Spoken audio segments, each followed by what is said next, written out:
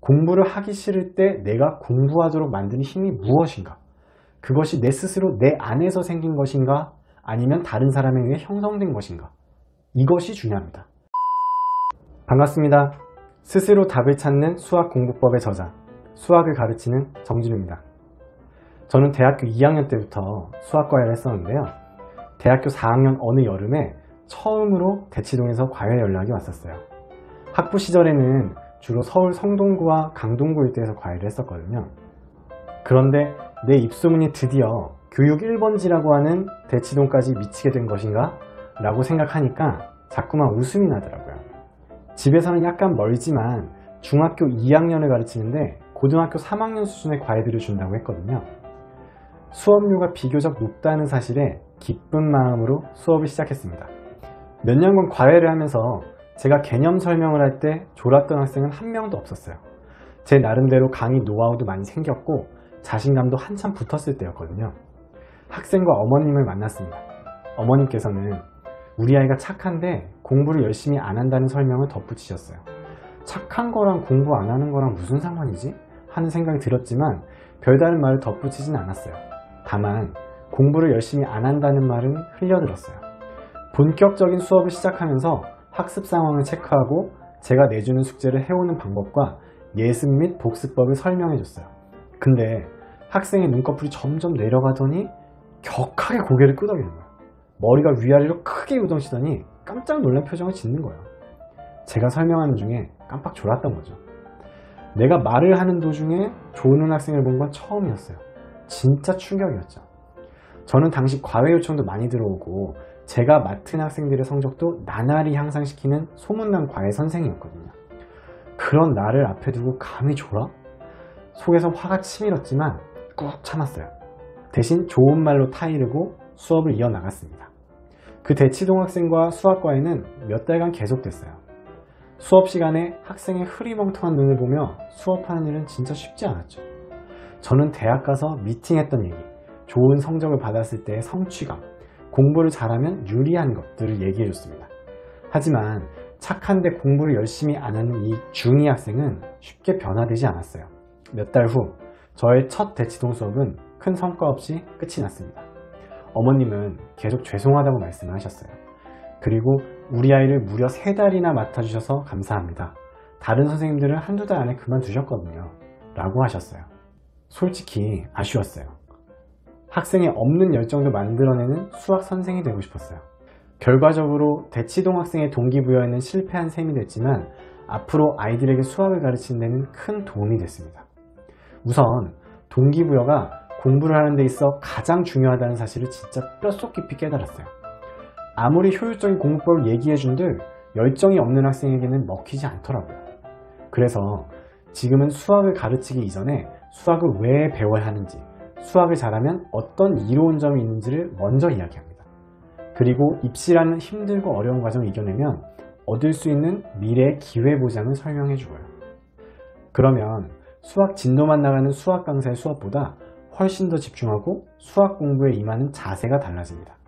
동기부여는 그만큼 중요합니다. 어머님, 성적 향상에 있어 가장 중요한 것은 동기부여입니다. 학원 상담실장님들이 항상 하는 말이죠.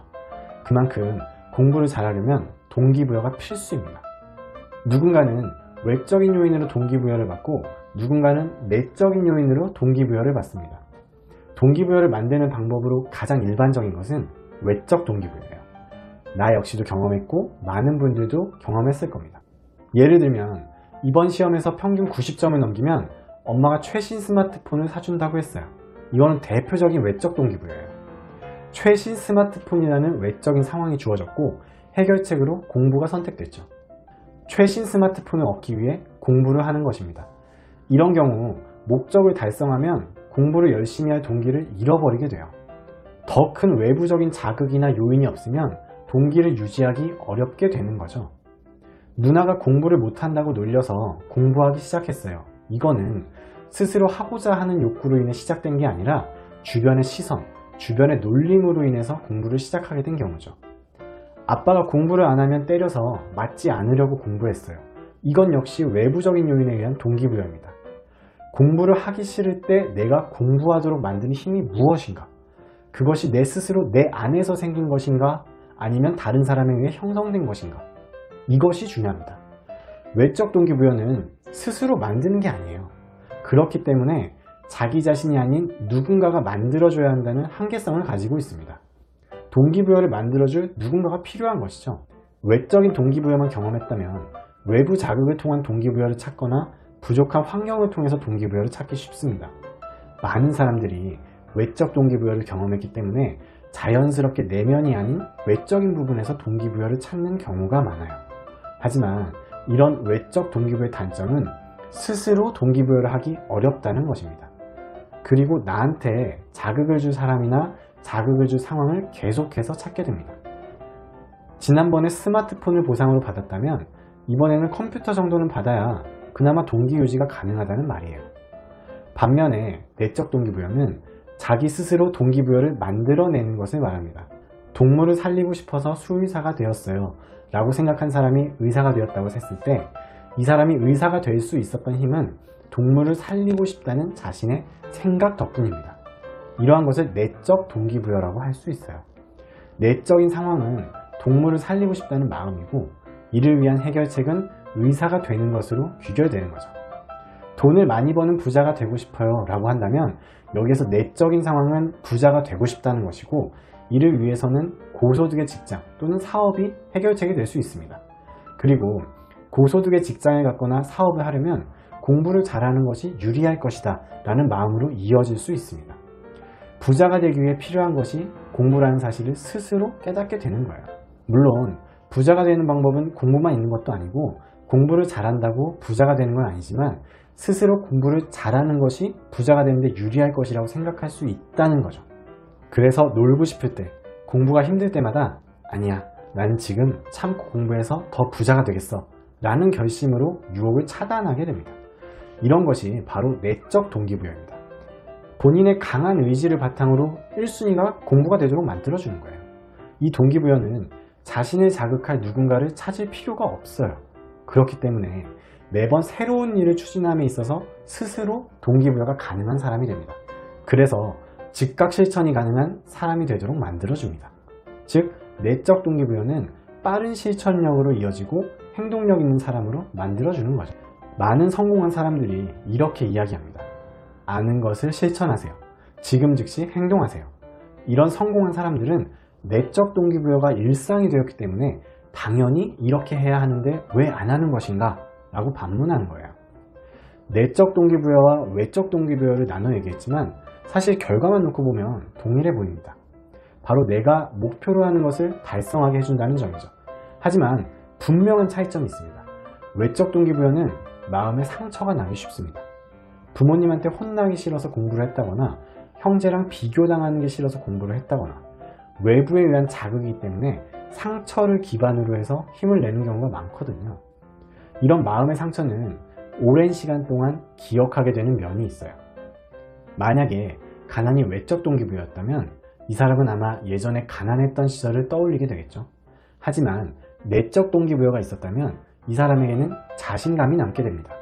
어떤 일을 추진함에 있어서 스스로 잘할 수 있다는 것을 알게 되고 결국에는 성과를 내게 됩니다. 시련을 겪더라도 내적 동기부여를 활용해서 빠른 실천이 가능하고 이를 극복할 수 있기 때문이에요. 또 다른 차이점은 일회성과 반복성입니다. 사실 외적 동기부여는 스스로 만들어낸 것이 아니죠. 그렇기 때문에 다른 목표가 생겼을 때 스스로 동기부여를 못하는 경우가 상당히 많습니다. 반면에 내적 동기부여는 스스로 만들어내기 때문에 그 이후의 동기부여를 지속하는 것이 상당히 수월합니다. 꿈을 가지세요. 그리고 그 꿈을 현실되도록 만드세요. 내적 동기부여를 경험한 사람들의 공통점은 꿈을 찾으라고 합니다.